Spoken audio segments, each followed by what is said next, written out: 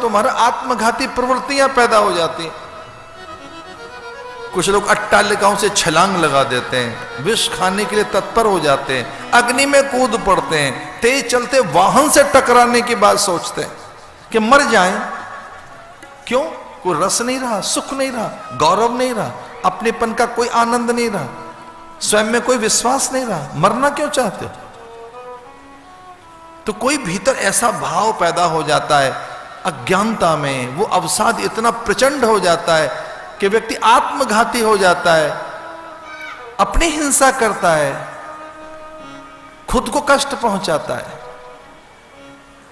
कुछ लोग खुद को टॉर्चर कर रहे हैं, अपने को बोलेंगे नहीं, एकांत में रहेंगे, कुछ देखेंगे नहीं, कपाट बंद, कोई रस नहीं रहा, कोई सुख नहीं रहा, कोई अपना नहीं रहा। इसका अर्थ क्या है? इसका अर्थ है कि कोई एक अवसाद हमारे भीतर अज्ञानता में ऐसा पैदा होता है कि हम भी नहीं देखना चाहते, अपने को भी नहीं मिलना चाहते। रूठ कर इस हद तक आदमी पहुंचता है, आहार भी नहीं लेंगे, अब तो जल भी नहीं पिएंगे, बस बैठे हैं।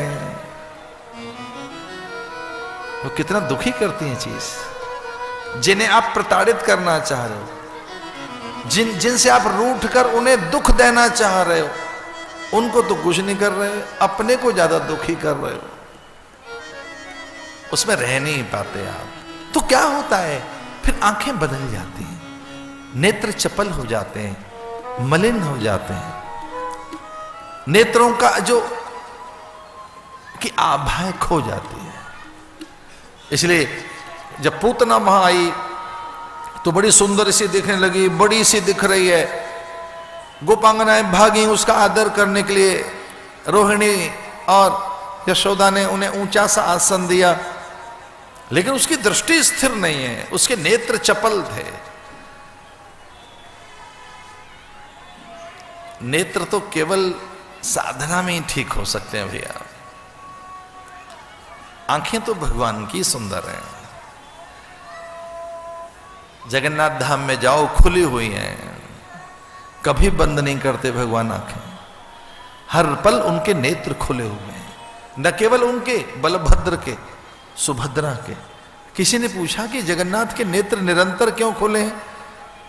तो पूछा कि भगवान से ही पूछे, तो भगवान ने कहा मेरे नेत्र इसलिए खुले हैं कि प्रत्येक जीव मेरा है, कोई पराया नहीं, सब मेरे हैं। अगर मैं जगन्नाथ हूं, मैं जग का स्वामी हूं, तो प्रत्येक जीव मेरा है, परायापन कैसा? आंख तो उनसे मींची जाती है, उनसे मूंदले आंखें जो पराये हो। अपने अपनों के लिए तो आंखें खोलकर उनका स्वागत किया जाता है।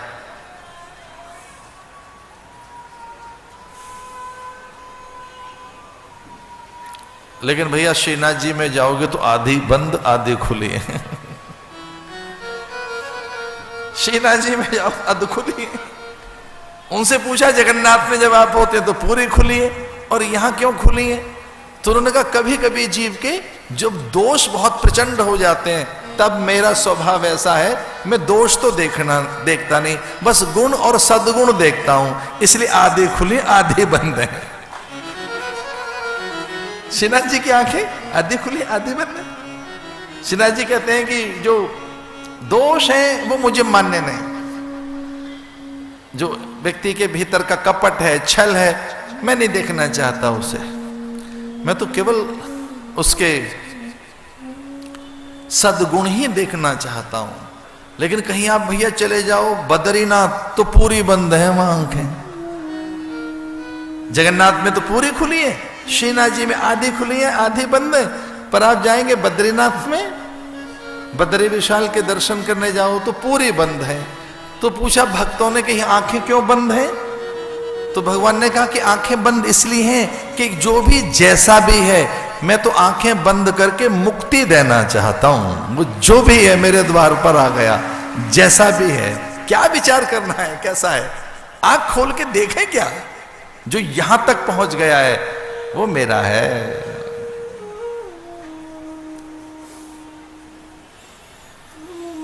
तो पूतना ने जैसे भगवान की ओर देखा तो भगवान ने आंखें बंद कर ली। तो श्रीधर टीका में विश्वनाथ, गोप स्वामी, रूप स्वामी, सनातन गोस्वामी, बड़े बड़े महापुरुषों ने वो सब लिखा है कि भगवान ने सहसा आंखें क्यों बंद कर ली। तो भगवान ने सहसा इसलिए आंखें बंद कर ली कि पूतना में एक तो अपवित्रता, ईर्ष्या, राग द्वेष, हिंसा और एक और बात उसमें काम। तो कहले कि इतना सुंदर बालक है, इसकी हत्या तो करूंगी बाद में, इसके कपोल छू लूं, कपोल छूकर इसे अंक में भर लूं, स्पर्श का सुख ले लूं। कितना सुंदर बालक है, तो इसकी हत्या तो मैंने करनी है बालक की, इसके प्राण तो मैं छीनूंगी। बालक बड़ा सुंदर है, तो पहले मैं इसके कपोल स्पर्श कर लूं और अंक में भर लूं, इसके मस्तक पर अपने ओठ जड़ दूं। तो भगवान ने झटपट आंखें बंद कर ली। तो पूछा महापुरुषों ने, ये क्या किया आपने, आंखें बंद कर ली?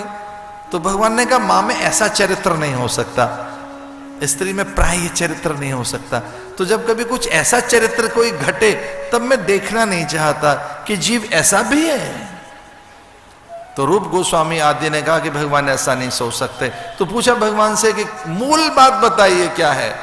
तो भगवान ने कहा, मैंने आंखें इसलिए बंद कर ली हैं कि जैसी भी है मेरे द्वार पर आ गई है, ये तो लेकर आई है विष और मैं इसे मुक्ति दूंगा, ये विचार कर रहा हूं।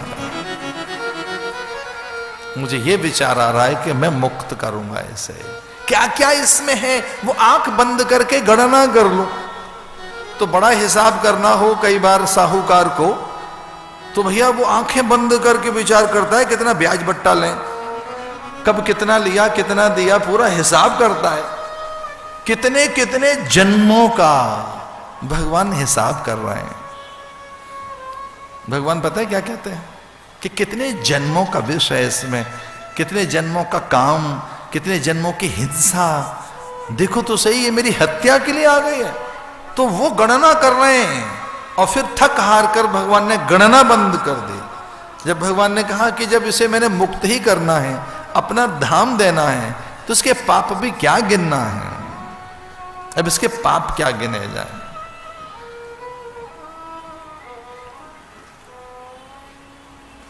गाढ़म कराभ्याम,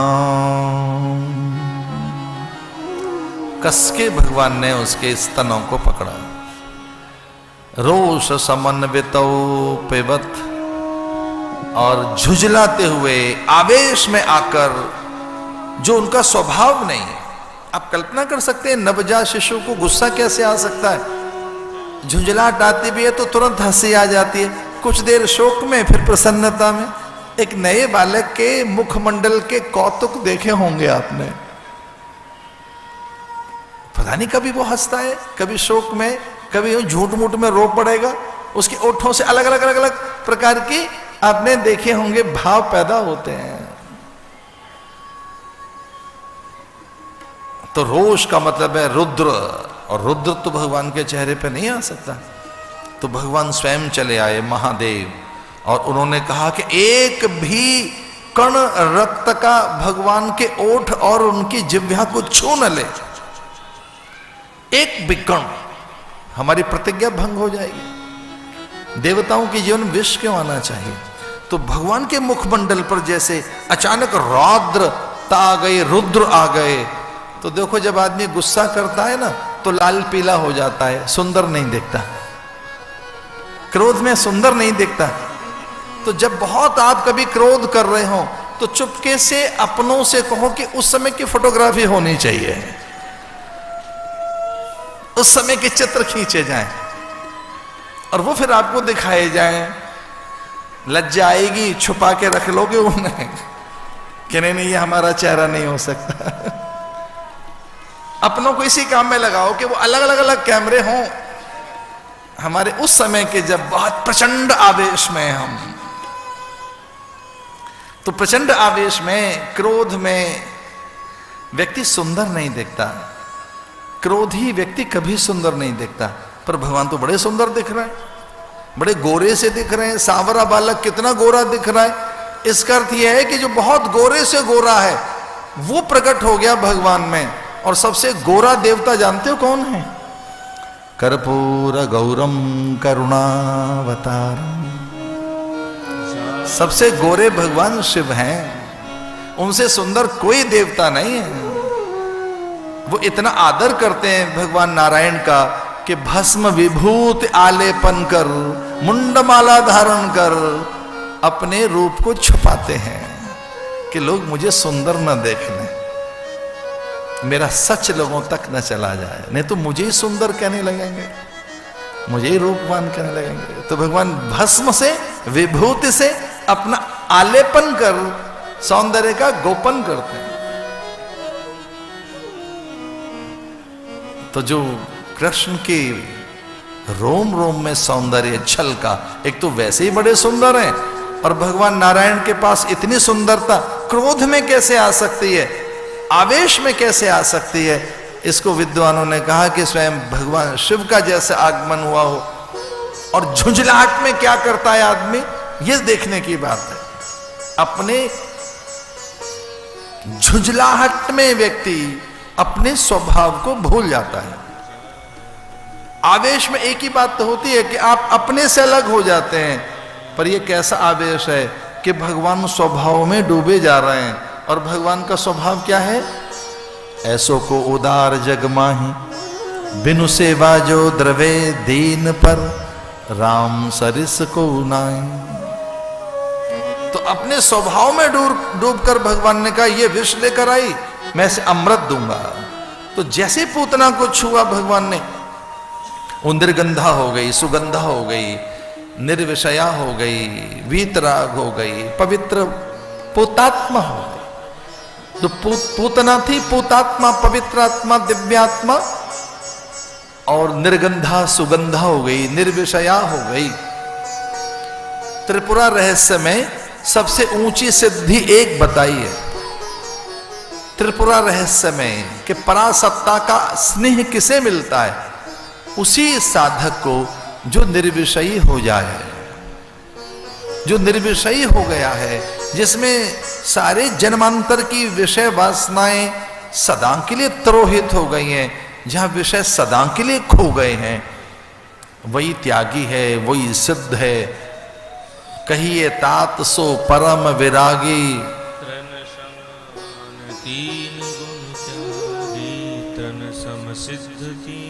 तृण सम सिद्ध तीन गुण त्यागी। तिनके के समान जो सिद्धियों को समझकर त्याग देता है। तो जैसे ही पूतना को भगवान ने छुआ तो वो चिल्लाने लगी, सा मुंच मुंच मिंचाल मिति प्रभाषणी, अरे बालक छोड़ दे, मुझे छोड़ दे। लेकिन बाद में बड़ी हर्षित हुई, क्योंकि भगवान न केवल उसके प्राण ले रहे थे, वासना, जन्मांतर की कामना, कर्मानुबंधिनी मनुष्य लोके। तो पूतना निर्गंधा सुगंधा हो गई, चारों ओर गंध बिखर गई, आनंद उल्लास बिखर गया। पूतना की मृत देह में से सुगंध निकलने लगी। हम सब मनुष्य जितने हैं उन सब में कोई एक गंध है, देह की हर व्यक्ति की एक गंध है। और जब मृत्यु छू कर जाती है या मृत्यु लेकर जाती है प्राण को, तब इस मिट्टी की, इस मृत देह की भी एक गंध बिखर जाती है, जो हवन आदि करके लगभग 13वीं संपन्न करने के बाद, षोडशी आदि करने के बाद वो द्रव्य मुक्त होता है वातावरण। मृत की देह में से भी एक अलग द्रव्य, एक अलग स्राव होता है, बड़ी मैली, दुर्गंध, अपवित्र। वो इतनी सूक्ष्म होती है, इतनी सूक्ष्म कि वो एक विशेष प्रकार के रक्त, वीर्य, रज, प्राण, जीव अंश के साथ घुल मिल जाती है। ध्यान से सुनो। और दूर तक बैठा हुआ व्यक्ति भी उसके प्रभाव में माना जाता है। उसे पातक और सूतक कहते हैं। दूर बैठा हुआ, 7 समंदर पार भी बैठा हुआ व्यक्ति उस प्रभाव को स्वीकार करता है। उसके अंतःकरण को वो गंध छूती है। सूतक काल में, पातक काल में। लेकिन बड़ी चौंकाने वाली बात यह है कि हमने अपनी पुत्री विदा कर दी, उसको हमारे यहां का कोई प्रभाव नहीं रहेगा। डिटैच, रूट्स कट हो गई। उसके कुल देवता, ग्राम देवता, स्थान देवता, वास्तु देवता, कुल परंपरा, देवी और उसके इष्ट और उनकी मान्यताएं हमसे पृथक हो गई। हमसे क्या मतलब? हमारी बेटी का सप्तपदी के बाद, वाग्दान के बाद, कन्यादान के बाद, चतुर्थी कर्म करने के बाद, देव पूजा के बाद उसके देवता जाने, सीमाना, सीमांत, जहां तक ग्राम देवता है, उसके बाद ट्रांसफर कर देता है ग्राम देवता, ग्राम देवता तक, इष्ट देवता तक, कुल देवता तक, स्थान देवता तक। जब तक हमारी कन्या हमारे घर में है और जब तक वो विदा नहीं हुई अपने पति के साथ, तब तक हमारे इष्ट देवता, कुल देवता, ग्राम देवता, वो सारे के सारे उस तरह से उसके हक में हैं। लेकिन जैसे ही इष्ट देवता, ग्राम देवता, कुल देवता, क्षेत्रपाल देवता के टेरिटरी से वो बाहर हुई, तो वहां से वो हैंडओवर कर देते हैं, उनको हैंडओवर कर देते हैं कि अब बस यहां तक है हमारा। तो वहां वो कितने दूर के कुल देवता हैं, इष्ट देवता, ग्राम देवता, वो कहां हैं? वहां से वो हमारी पुत्री का हाथ थाम लेते हैं। अब हमारी हो गई है कन्या। आज के युग में इसे परिभाषित करना बहुत कठिन है, पर एक आचार्य का और भागवत कह रहे एक व्यास का तनिक सा विश्वास कीजिए, ये सूक्ष्म जगत की बातें आज भी उतनी ही सच हैं जितनी ये सच कभी किसी युग में थे। आज भी उतनी ही सच है। वो अदृश्य है, दिख नहीं रही। भाई हम तरंगों से तो बने हैं। विज्ञान क्या कह रहा है? इलेक्ट्रॉन प्रोटॉन हम हैं क्या? हमें एटम है, और क्या है? एटम से बने हुए कुछ मॉलिक्यूल हैं हमें, और क्या हमें तरंगे हैं, कुछ पार्टिकल्स हैं, उनसे शरीर बन गया है। लेकिन जो जीवाश्म है हमारी, जो जैव सत्ता है हमारी, वो सत्ता हमारी, उसमें एक गंध है, एक अलग कुल की, गोत्र की, वंश की, परंपरा की। कितनी भौतिकता प्रचंड हो जाए, कितने अत्याधुनिक उपकरण बन जाएं, कितनी अधिक संचार की और सूचना की तकनीक हमारे आसपास बिखर जाए, कितने ही हम वायरलेस युग में चले जाएं, तो सच मानिए एक मंत्रों का अलग विज्ञान है। तो जो मृतदेह पड़ी होती है, मरने के बाद उसका संस्कार किया जाता है, अशुद्धि हो गई वहां। लेकिन यहां तो कुछ और हो गया, परमात्मा ने संस्कार कर दिया पूतना का। तो पूतना की तो देह में से भी गंध आने लगी और वो तत्काल मुक्त हो गई। ब्रह्मरंध्र में से प्राण गए। प्राण कहां से कैसे गए? आंखों से, नासिका से, मुखमंडल से, श्वेद से, मलमूत्र से, ये आपके खोपड़े तोड़ के निकले हैं ब्रह्मरंध्र से। तो जो ब्रह्मरंध्र से यहां से प्राण निकलते हैं, वो कहां जाएंगे? उन प्राणों की गति कैसे होगी? और नेत्र से गए, नासिका से गए, मुख से गए, मलमूत्र से गए, पसीने से गए, कैसे गए प्राण? पूतना निर्गंध हो गई, सुगंध हो गई, पवित्र हो गई।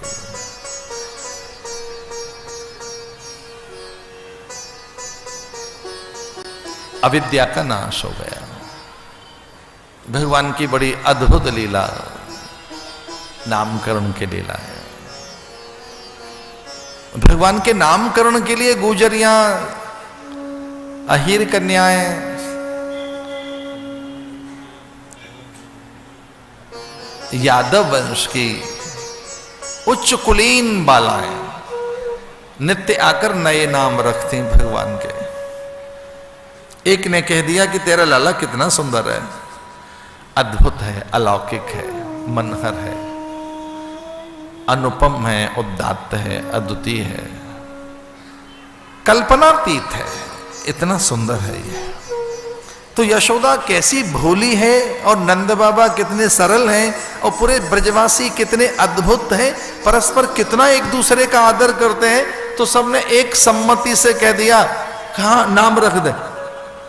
एक अजान अपरिचित दूर की वो एक यादव कुल कन्या जो कभी नहीं देखी थी, वो आकर लाला को चूमती है, पुचकारती है और कहती है लाला कितना सुंदर है और मैं इसका नाम रखूंगी। तो सब प्रसन्न हैं, आनंदित हैं कि देखो हिस्से सबके बराबर कैसे हैं।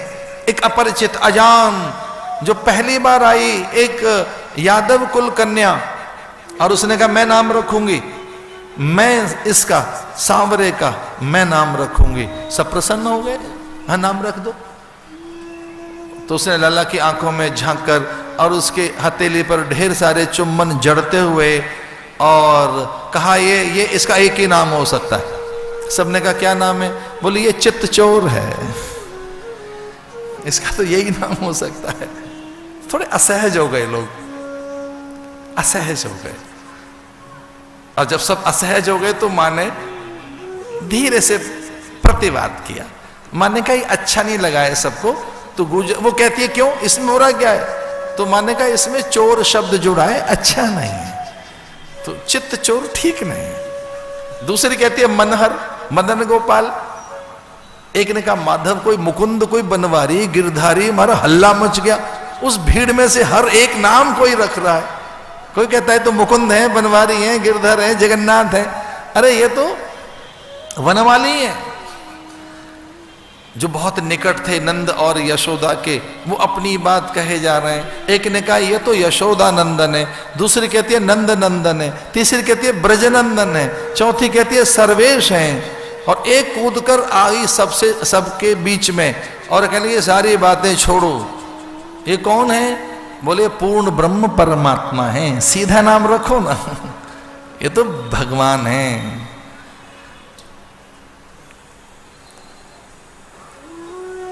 यशोदा को एक अच्छी युक्ति सूझी और बहाना मिल गया। यशोदा ने कहा देखो सबने नाम रख लिए और सब उलझ जाएंगे परस्पर, एक दूसरे का नाम नहीं रखा तो जो गुरु नाम रखें वो रखा जाएगा।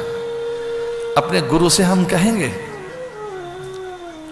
तो गुरु जी जो नाम रख देंगे। और भैया कुछ चीजें गुरुओं के अधिकार पर छोड़ दीजिए।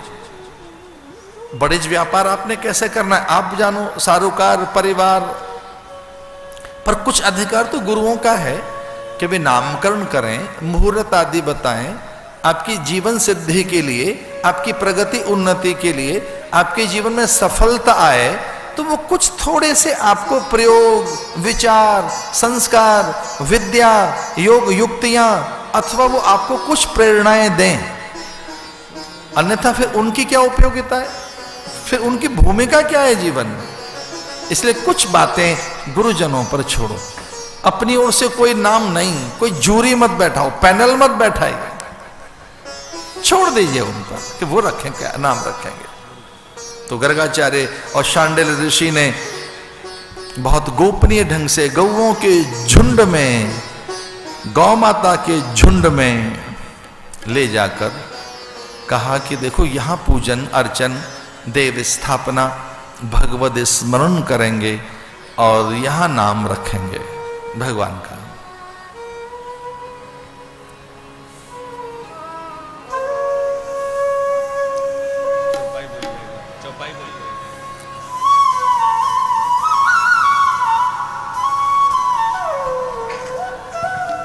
इनके नाम अनेक अनूपा, इनके नाम अनेक अनूपा,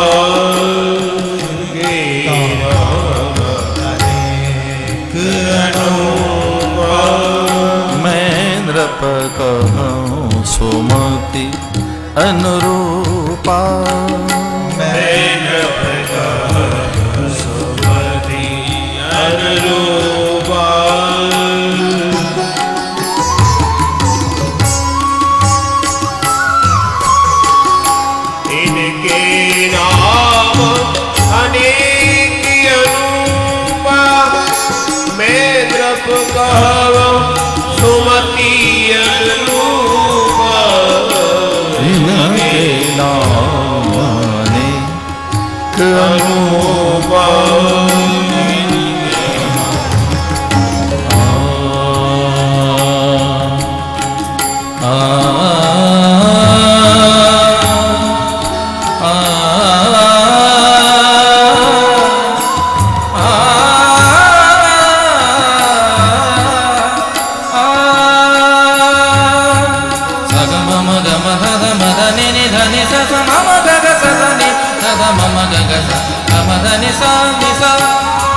धनि सा नि सा गम धनि सा नि सा इनके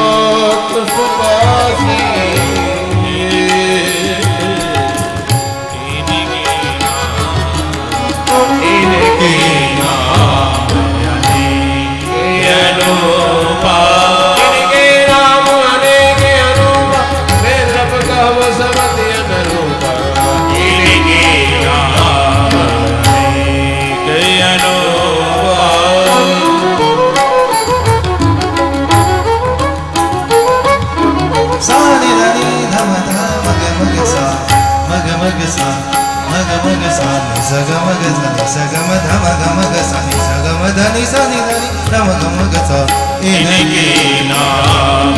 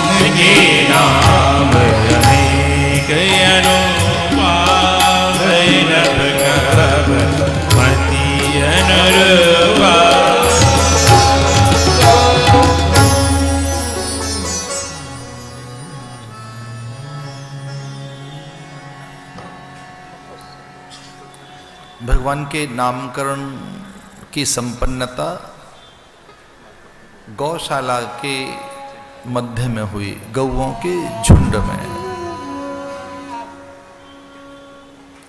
चूंकि गौलोक से वह सत्ता चलकर आई है, वह गौलोक धाम के स्वामी हैं। जिस लोक की स्वामिनी स्वयं गौ है, वहां से आई सत्ता गौ की निकटता में। स्वस्ति वाचन, मंगलाचरण, देव पूजा, ये सब व्यर्थ सा लगा गर्गाचार्य शांडिल्य को। आचार्य गर्ग और आचार्य शांडिल्य जो भक्ति ज्ञान के आचार्य हैं, उन्हें लगा स्वयं देव सामने है, ईश्वर सामने है, तो किसका यजन भजन अर्चन स्तवन पूजन करें। फिर भी आदर देने के लिए गणपति आराधना, सर्वतोभद्र, षोडश मातृका, क्षेत्रपाल, लोकपाल, मंगल कलश का वो पूजन करने लगे। पर चूंकि गौ ही पर्याप्त है, ऐसा कहकर उन्होंने गौरांग का पहले नाम रखा, जो 1 वर्ष पूर्व रोहिणी के गर्भ से प्रकट हुए थे। देवकी का 7वां पुत्र रोहिणी के गर्भ में उनके अंश स्थापित हो गए थे। वसुदेव की 5 पत्नियां थीं, जिनमें पहली पत्नी चंद्रवंश की सर्वोत्तम रानी रोहिणी, और रोहिणी नक्षत्र में ही भगवान का आगमन हुआ। रोहिणी बहुत गोपनीय ढंग से कंस के कोप से और उसके कोप भाजन से बचने के लिए नंद भवन में रह रही थी। 1 वर्ष पूर्व, 1 साल पहले गौरांग का जन्म हुआ। अयम ही रोहिणी पुत्रो, जो सब जगह रमन करे, सबके मन में, और जो सबका साक्षी हो। ऐसा ये 1 वर्ष पहले संकर्षण अथवा बलाधिक्य न राम बलराम, ये राम है, ऐसा नाम उनका नाम रखा गया। ये कोई पूर्व काल में लक्ष्मण की ऐसी कामना थी, विनोद में भी कोई बात उन्होंने कही तो राम ने उसे पूरा किया। बस ये बड़ों की आदत देखी गई, जो बड़ों का स्वभाव है कुछ ऐसा ही होता है, उनसे जो मांग लो उसे पूरा करते हैं। माता पिता से कुछ मांगो तो माता पिता संकोच नहीं करते, संतान के हित में सब कुछ दे देते हैं। देवताओं से मांगो तो वो तो इसी बात के लिए, देवताओं का अर्थ क्या है कि जो मांगोगे मिलेगा। और ईश्वर जे इच्छा करहु मन माई, हरि प्रसाद कछु दुर्लभ नाई। आप में कामना नहीं है, संकल्प नहीं है, आप में विचार नहीं है।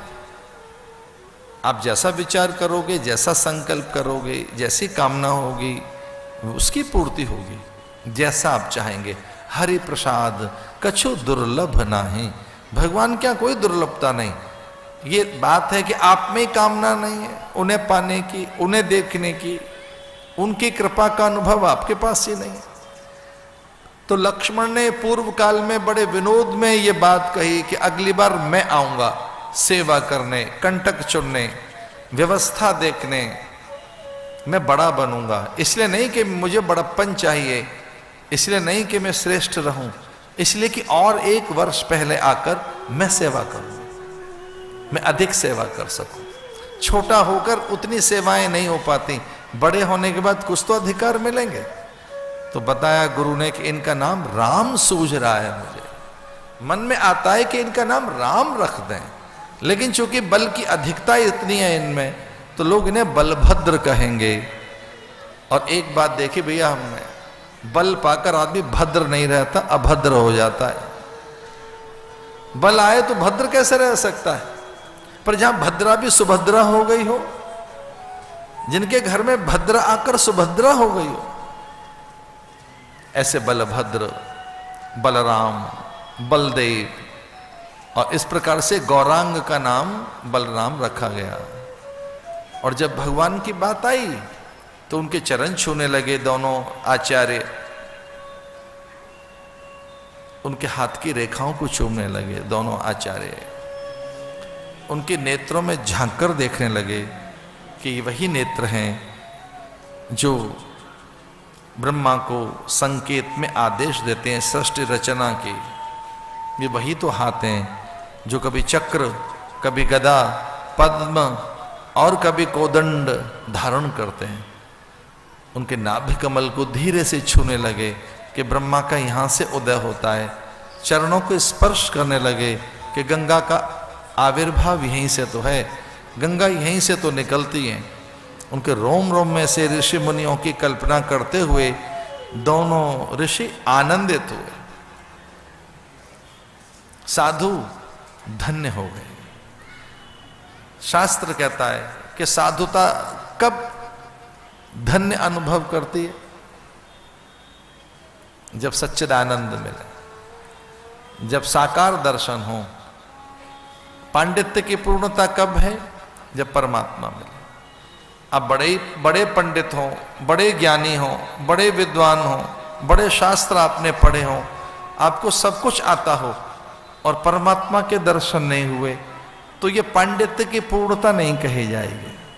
तो पांडित्य की पूर्णता कब? जब परमात्मा के दर्शन हो। सन्यास की सार्थकता कब? जब सच्चिदानंद मिले। ब्राह्मणत्व तो कब आपका पूरा माना जाए? जब केवल वैराग्य नहीं, ब्रह्मानुभूति हो। आपकी साधना कब सिद्ध हो गई? जब सत्य के दर्शन हो जाएं। सामने सत्य है, सनातन सत्य है सामने ही। और भक्ति कब सिद्ध हुई? जब भगवान मिले।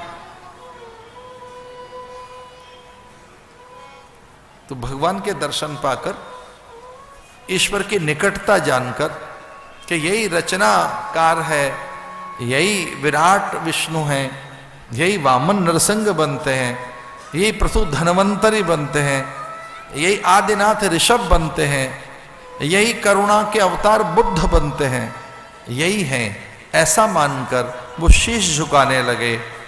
ऐसा मानकर बहुत आनंदित होने लगे। यशोदा ने टोका कि ऐसा लाला है हमारा। हर कोई चकित होता है, भ्रमित होता है और मोहित हो जाता है। इसके रूप में सब आसक्त हो जाते हैं। अगर ग्वाल बाल गुजरियां अहीर बालाएं हों तो बड़ी बात नहीं, पर ये तो स्वयं साधु ही चकित हो गए। इन महात्माओं को देखो, इनकी समाधि लगी जा रही है। हमारे लाला में कोई आकर्षण तो है, हमारे इस बालक में कोई बड़ा सम्मोहन तो है। तो माँ ने टोक कर कहा है, गुरुवर इसका नाम रखिए। हमारे पुत्र का नाम क्या है? आपको नामकरण के लिए बुलाया था, आप तो ध्यान में जा रहे हैं। आपको तो समाधि से लग गई, आप तो खो गए हमारे लाला का रूप देखकर। इसका कोई नाम तो बताइए। और उनके मुंह से सच निकल गया। उन्होंने कहा, ईश्वर का न कोई नाम है न कोई रूप है। जो ईश्वर है उसका नाम रूप कुछ होता नहीं। नाम रूप तो संसार का है, और ध्यान रहे संसार नाम रूप से टिका हुआ है। वेदांत यहीं से आरंभ होता है कि राम नाम और रूप मिथ्या है। हमारे कितने नाम रखे गए हम सबके। कोई बचपन में बालक कहता रहा, फिर युवक कहता रहा, फिर कोई जरा सा शरीर में रोग है तो रोगी कहा किसी ने, किसी के द्वार पर गए तो अतिथि और मेहमान बताया किसी ने, किसी के लिए हम पति हैं, किसी के पुत्र हैं, किसी के पिता हैं। ये ध्यान रखना, पुत्र होने पर किसी के आप पिता बनते हैं, पर पहले किसी के पुत्र हैं। खाली गुरु ही नहीं रहते आप, पहले शिष्य भी हैं। अगर आप शिष्य बने तभी गुरु बन सकते हो भैया। अगर आप पहले पुत्र बने तो ही पिता बन सकते हो। वही पिता बन सकता है जो किसी का बेटा हो। आप पहले हैं ना, आपसे पहले कोई है। बहु निसंति नामानि, एक नहीं अनेक नाम, अनेक गुण रूप हैं। और ये अजन्मा अयोनिज है, ये तो ब्रह्म है, नित्य है, अखंड है। ऐसा कहकर भगवान की प्रशंसा करने लगे। और कहीं अधिक भेद न खुल जाए। जब देखा कि दोनों ऋषि अत्यंत प्रशंसा में बड़ा यश गान कर रहे हैं, तब भगवान रोदन करने लगे। उनके रोदन में भी प्रमोदन था। मोटे मोटे अश्रु निकलने लगे, उनके कपोल से ढरकने लगे, तो रोदन में भी प्रमोदन। ध्यान भंग हो गया उनका और कहने लगे कि ये जैसा भी है अद्भुत है। एते चांस कला पुंसा कृष्णस्तु भगवान स्वयं। ये जो भी हैं ये कृष्ण हैं और स्वयं भगवान हैं। ऐसा कहकर वहां से चलने लगे। माता और पिता ने पूछा, नंद और यशोदा ने, कि नाम क्या रखा आपने इनका? बोले इनका नाम है श्री कृष्ण। श्री कृष्ण जिसमें आकर्षण है, आनंद है, माधुर्य है, जो सदा से अपने हैं, इनका नाम कृष्ण है। इस तरह से भगवान का नामकरण संपन्न हुआ। बड़ी अलग अलग अलग लीलाएं हैं। मृद भक्षण की लीला, जिसमें उन्होंने माटी को छूकर धरती का सम्मान किया, क्योंकि धरती भूदेवी है। माता भूमि पुत्रो हम पृथिव्या। पूज्य स्वामी खंडानंद जी महाराज मुझे याद आते हैं। वो अद्भुत बात उन्होंने कही, अद्भुत बात।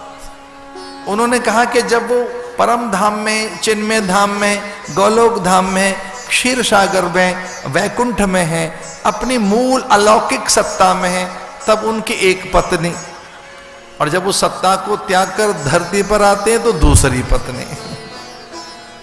लीला संपादन के लिए, लीला के संपादन के लिए। तो या भूमिजा है, या ब्रह्माणी है, या वो रुद्राणी है, लेकिन नारायण की दो भारियां बताई गई, नारायण की दो पत्नियां बताई गई। एक है श्रीदेवी, दूसरी है भूदेवी। तो जो धरती है ये भी नारायण की भारिया है। माता भूमि पुत्रो हम पृथिव्या। धरती को पिता नहीं कहते, धरती माता है। धरती भाई नहीं है, धरती बंधु नहीं है, चाचा ताऊ नहीं है, धरती नाना नानी नहीं है, धरती पिता भी नहीं है, धरती माता है।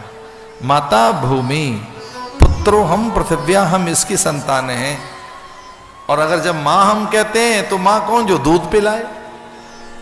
तो इसकी कल्पना करते हुए शास्त्रकार कहता है, पर्वत स्तंड मंडले विष्णु पत्नी नमस्तुभ्यम पाद स्पर्श क्षमस्व में।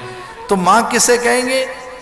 भैया कोई मां कैसे ही कपड़े पहने, हमें तो सारी माताएं माता लगती हैं, वो कम कितनी कैसे क्या पहने ये कोई मैटर नहीं करता है। पर हाँ, मां रैप होके रहे तो कई बार अच्छी लगती है। तो कैसे रैप होके रह रही है, कैसे ढका हुआ है मां ने अपने को? शास्त्रकार कहता है समुद्र वसने देवी। मां ने किससे ढका है अपने को? धरती अगर मां है तो कैसे ढकी हुई है? समुद्र वसने देवी। और मां है तो इसके स्तन और दूध क्या है? पर्वत स्तंड मंडले। और अगर ये मां है तो हमारा कोई पिता भी होगा। अगर ये मां है तो इसका पति कौन है? ये हमारी मां लगती है, हम इसकी संतानें हैं, तो इसका पति कौन है? विष्णु पत्नी। तो शास्त्र कहता है समुद्र वसने देवी, पर्वत स्तन मंडले विष्णु पत्नी नमस्तुभ्यम पाद स्पर्श क्षमस्व में। धरती पर जब आओ, पैर धरती पे रखो तो थोड़ा माथे से रज कर लगा लीजिए। ये अभ्यास में हमारे निरंतर के अभ्यास में कि धरती पर पैर रखने से पहले इसका आदर करो धरती का, ये कहकर माता भूमि पुत्रो हम पृथिव्या। तो धरणी जो है भूदेवी है। तो मृद भक्षण के समय जो माटी ली भगवान ने, वो धरती का आदर है, वो धरती का बहुत आदर है। और उलूखल बंधन में मणिग्रीव नलकूबर के उद्धार की जो लीला है वो भी बड़ी अद्भुत है। मणिग्रीव नलकूबर के उद्धार में नारद का श्राप है। जब नारद ने देखा कुबेर पुत्र मदिरा पीकर मदरोन्मत्त हो गए, तब उन्हें जड़ होने का श्राप दिया और वरदान ये भी कि आप कृष्ण के आंगन के वृक्ष बनेंगे और वो उलूखल बंधन लीला में आपको मुक्त करेंगे। जब मां बांधने लगी कृष्ण को कि वो बंदरों को माखन दे रहे हैं, कपोत कागा को, उछल कूद करने वाले कितने ही और जो पंछी आ गए, तब मां उन्हें बांधने लगी कि मंथन ठीक हो जाए। तदपि अंगुलम नूनम यद यद्यात्त बंधनम। तो मुक्ति का मर्म वो ही समझ सकता है जो बंधन में हो। धन का कई बार अर्थ वो समझ पाता है जो विपन्नता देखे। जिसने विपन्नता नहीं देखी वो धन का अर्थ कैसे समझ सकता है? स्वास्थ्य का अर्थ वही समझ सकता है। स्वास्थ्य का सम्मान तब समझ सकते हो जब बीमार रहो। जब आप बीमार हो गए होते हैं, रोगी हो गए होते हैं, तब पता लगता है कि भैया हेल्थ भी कोई चीज है। स्वास्थ्य किसे कहेंगे?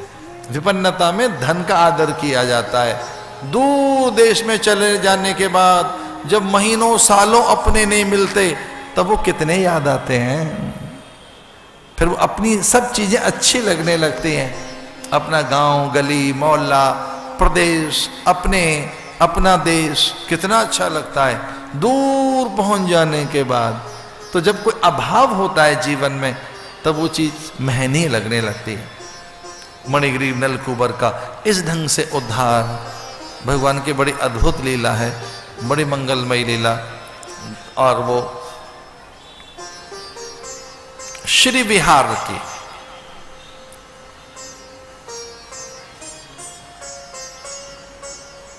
एक श्रृंगार का पद है, बड़ा अद्भुत सा भगवान का।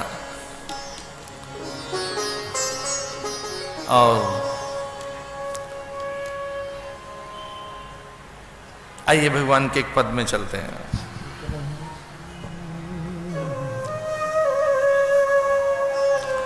मोहना चला यो नैन तीर,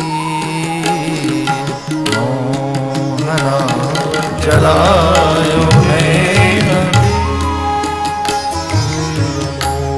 मोहना चला यो नैन तीर, हिये में साली गयो री, हिये में साली गयो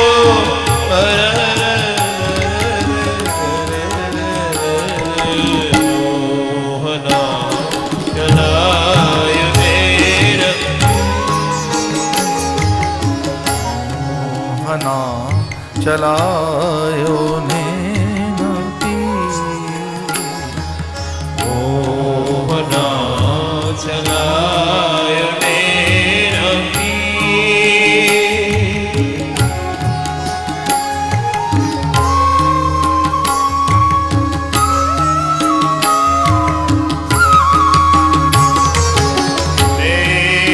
जमुना जल भरने जाती, मैं जमुना जल भरने जाती, सावरे छिड़को मोपनी,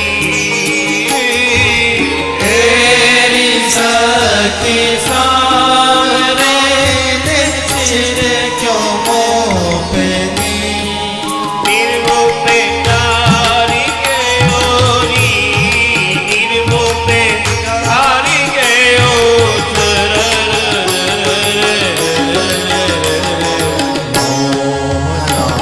चला यो नैन मोहना चला यो नैन तीर।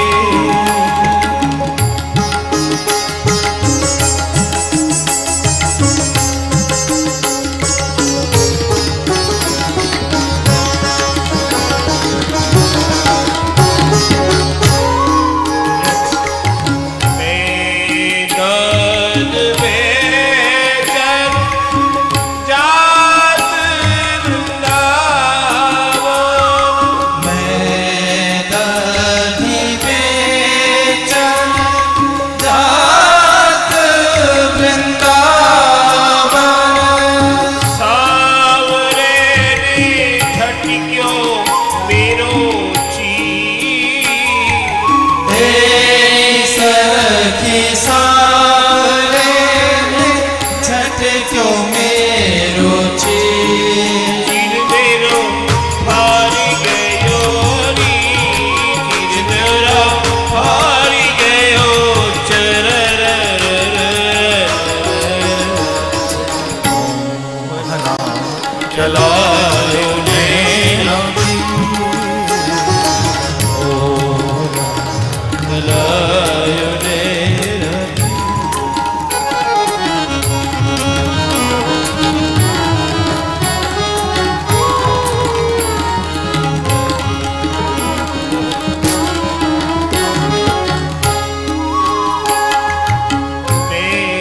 बेबल व्याकुल फिरत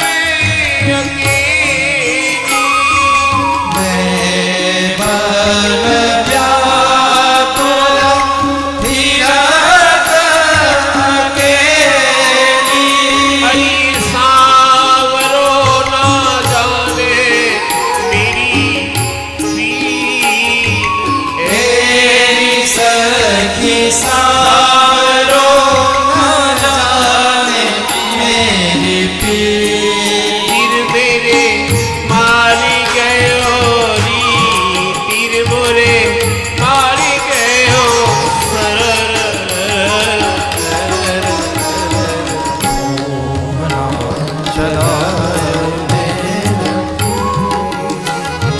मोहना चलायो तेना मोहना चलायो मोहना चलायो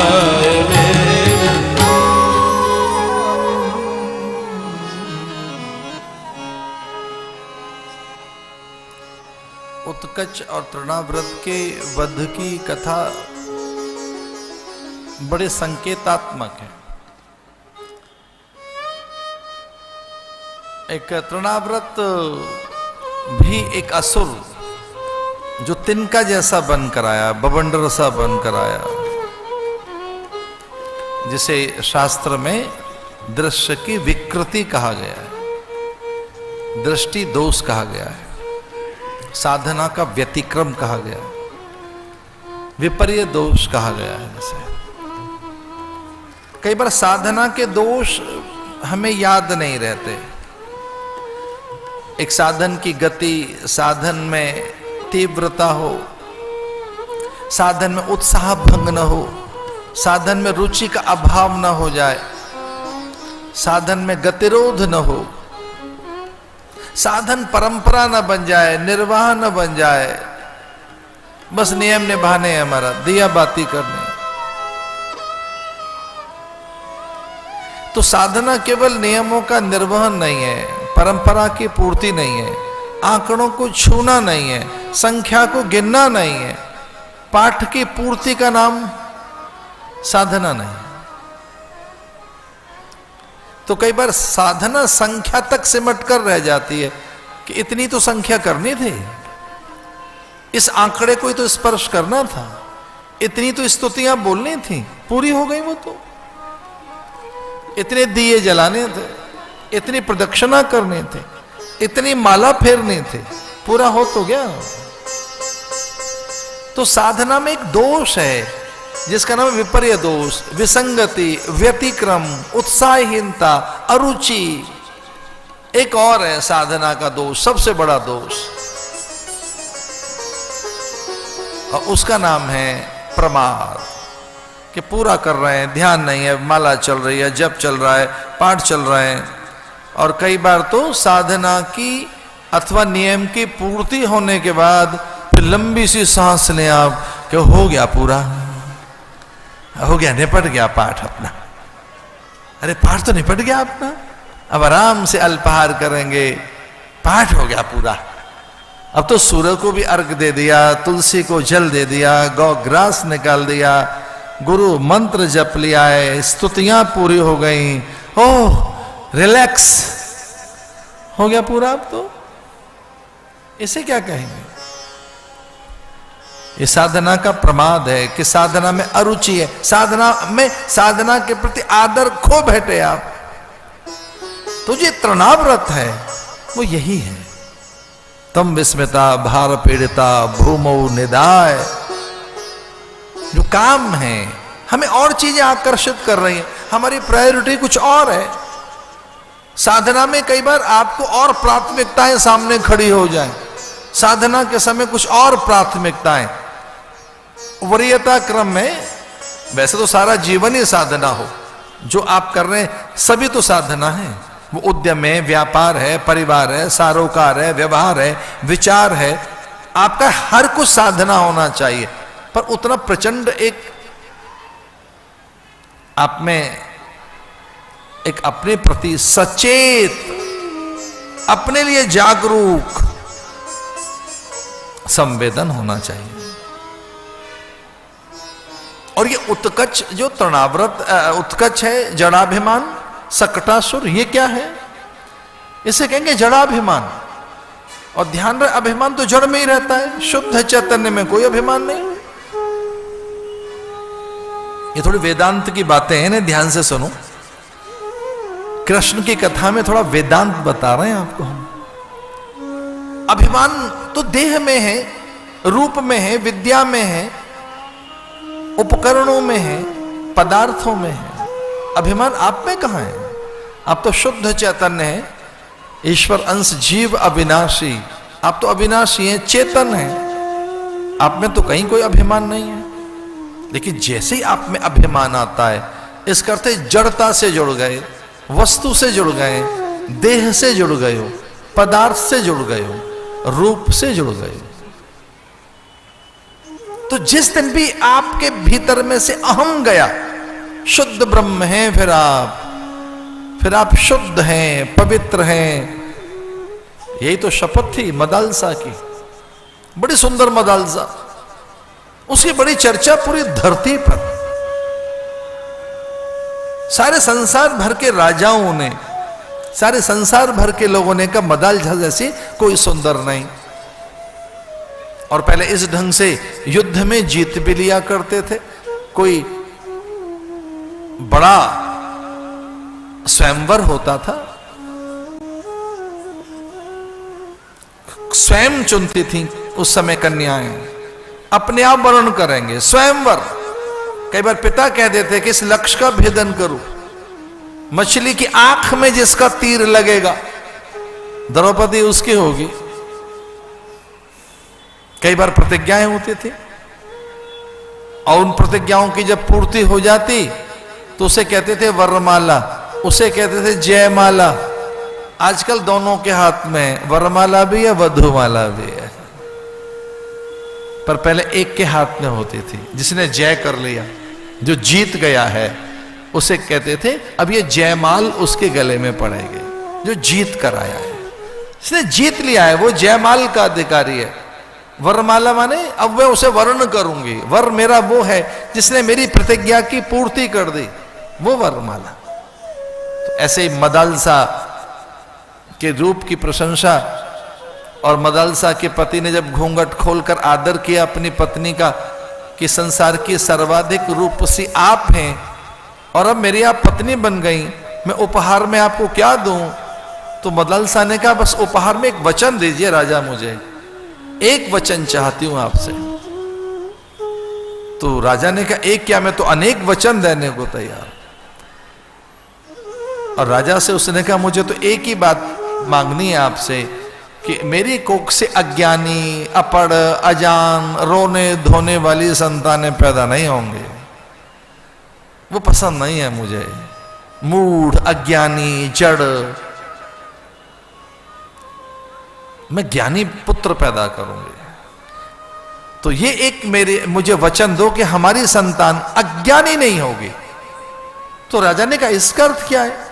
बोले इसका अर्थ ये मुझे सच का ज्ञान है, मैं सच जानती हूं, तो मुझे आप ये वचन दो कि मैं बालक को सच बताऊंगी, जैसे बालक पैदा होगा मैं उसे सच बताऊंगी, जीवन का सत्य क्या है, और आप रोकेंगे नहीं, मैं उसे वास्तविकता बताऊंगी जीवन की। राजा ने कहा तो बहुत अच्छी बात है, अपनी संतानों को जीवन का सच मिलेगा। पहला बच्चा हुआ, बालक रोने लगा, हर बालक रोता है। तो रोते हुए बालक को फटकार लगाई मदालसा ने, कहा शुद्धोसी बुद्धोसी निरंजनोसी संसार माया। माया ने छूकर तुझे रुला दिया, काल ने तेरा स्पर्श किया है। क्योंकि यही सच है, जब बालक पैदा होता है तो काल स्पर्श करता है कि हर चीज मिट जाएगी, तो बालक रो पड़ता है, बेचैन हो जाता है, काल आकर उसे स्पर्श करता है। फिर कुछ देर के बाद बालक भी अभ्यासी हो जाता है, रोना धोना छोड़ देता है, वो हमारे जैसा ही हो जाता है। शुद्धोसी बुद्धोसी निरंजनोसी, आत्मा का ज्ञान कराया, देह नश्वर है। पहला बालक ज्ञानी हो गया, दूसरा, तीसरा, चौथा, पांचवा, छठा, सातवां बालक। राजा ने हाथ जोड़ लिए। राजा ने कहा रानी एक विनती है। क्या? कि इसे ज्ञान मत देना, एक संसार के लिए चाहिए, राजकाज के लिए चाहिए, एक व्यवहार के लिए चाहिए। और रानी ने फिर उसे ये नहीं कहा शुद्धोसी बुद्धोसी निरंजनोसी। जब सातवां बालक पैदा हुआ तो रानी ने कहा राजा बाबू बनेगा, बड़ा अच्छा बनेगा, घुड़सवारी करेगा, युद्ध के मैदान में सबको जीतेगा, इस धरती के सारे भोग पदार्थ इसके होंगे।